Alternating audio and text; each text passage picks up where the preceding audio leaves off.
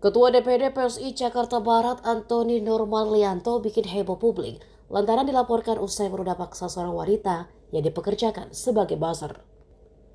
Wanita berinisial W itu mengaku dirudah paksa pada Selasa 5 Desember 2023. Dilansir dari Tribun Jakarta, W menjelaskan kronologi rudah paksa tersebut. Ia awalnya diminta datang ke kantor DPD Jakarta Barat oleh pelaku pada Selasa malam itu. Saat tiba di kantor, tak satu pun orang terlihat. W lalu dihubungi Norman untuk diajak makan. Usai makan, bukannya membawa W kembali ke kantor DPD PSI untuk membicarakan pekerjaan. Pelaku Norman malah membawa korban W ke rumahnya. Di rumah pelakulah W mengaku dirudah paksa, meski dirinya sudah mengatakan dalam kondisi menstruasi.